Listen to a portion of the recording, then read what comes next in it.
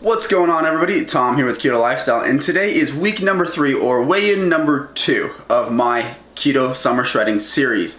Now, I'm going to go ahead and roll the weigh-in clip right now.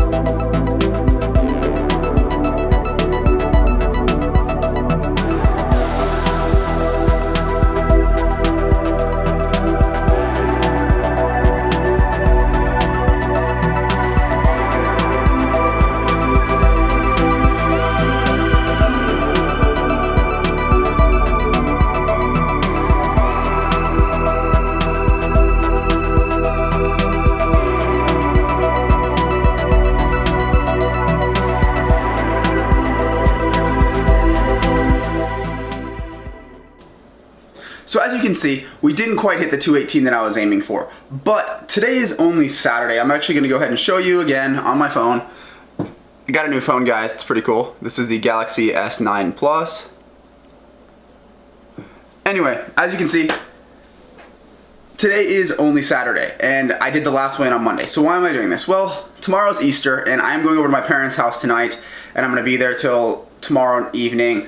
It was just a lot easier to do the weigh-ins today and calculate everything than to try to do it Monday morning before work or Sunday at night after I got home. So it is what it is. We're off by a couple days, but hey, I think I'm on track, guys. So I'm actually going to check my blood ketones right now because I know a lot of you guys are curious about that. So let's hop right into it. And for those of you who are wondering, the meter that I use is a Keto Mojo. I'll link it in the description. I'm not affiliated with them or anything, but check them out. They're great products, and I find them to be the cheapest meter to actually use. So let's see what I'm at.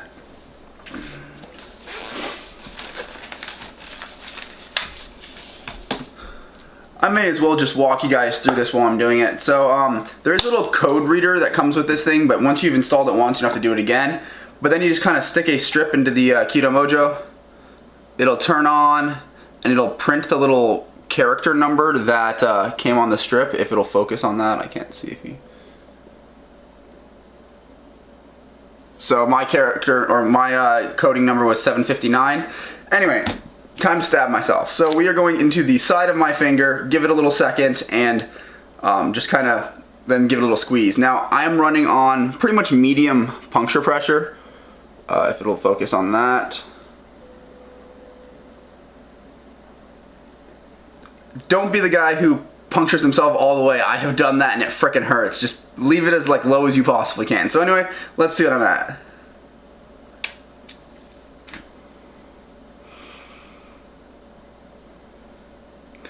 So all you need is about that much blood. It's not too bad. And then we'll suck it up.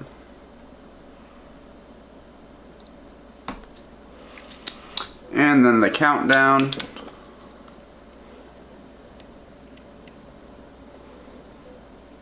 That's the one thing with the screen, is it's really hard to actually get it to focus on the camera.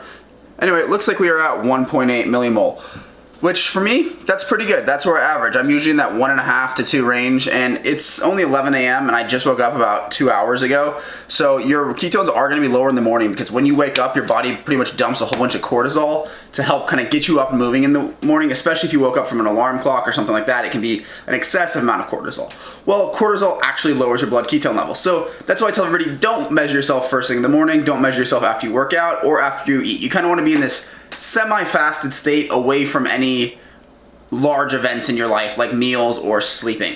And as I mentioned, guys, I'm going to be tracking my weight every day, but here is going to be the graph. I can't go week by week. I can only go the last 14 days, but here is the graph of my weights for the last 14 days. As you can see, I am on a downward trend. I did kind of have a weird little peak up there yesterday. Not really sure what caused that, and it doesn't really bother me. It's all fine and dandy. My weight's stabilizing to where it should be, and I am happy with that. Now, as far as weight training this week, I did do my full 4 days. I did a high weight, low rep upper, high weight, low rep lower, and then the inverse for upper and lower, so I did a kind of hypertrophy upper and lower day as well. And then additionally, I did take my dog for 2 walks this week. It was about 2 miles per walk, took about 45 minutes, so you could consider that a little bit of list cardio if you wanted to. But you have to remember, guys, I write software, I sit at a desk all day long, so I think my little walks with my dog, I wouldn't really call those cardio, I would just call those like normal human exercise, since I clearly do not get enough of that. In terms of macros this week, I went ahead and just averaged my entire week together, guys. I had 1,980 calories on average, 74% fat, 22% protein, and 4% carbs. So for me, that's a pretty good split. Is it exactly how I wanted it? No, but hey, the carbs are a little lower, the protein's a little higher, the fat's a little lower. In all honesty, guys, looks good to me. You don't have to be exactly perfect, but just get within the ballpark as best as you can. Especially since I have 11 weeks to go still, guys, and I'm hoping to lose about 20 pounds the next 11 weeks. So 2 pounds a week, that's easy. That should be no problem. Now, I am getting a little confident here because anything can happen, but I really truly feel good at this point. I also wanted to mention to you guys that I have been very good this week. I did not pick up food once. Everything I've eaten this week has come from the house. It's been home cooked. I share a lot of those things on my Instagram. I'll link my Instagram right here if you guys aren't following me there, but you'll see a lot of the foods that I'm eating on there, as well as some updates.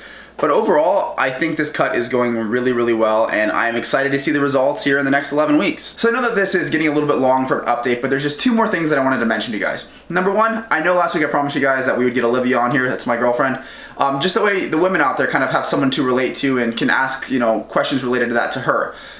We're going to be doing that this week. Just wasn't a great week for her with miscellaneous things going on, so that being said, this next week we're going to do a video kind of just introducing her, talking about her, and give you guys the opportunity to ask her questions or whatever you need from her. And number 2, I'm working on some really cool collabs coming up soon, so if you guys have any questions that you may want to ask in the Q&A, leave them in the comment section. We're going to meet here in about 20 minutes to actually work out the kinks of how we're going to do this. I'm not going to tell you who it is yet, but trust me, you're going to want to subscribe and follow me so that you guys can see who this is with. So with that, I'm going to close the video. If you guys haven't subscribed yet, go hit the subscribe button so you can follow my progress and, you know, maybe get yourself a little bit of motivation in the process. If you like the video, leave it a like, and if you have any questions or comments, leave it in the comment section. But with that, I'll see you guys in the next one.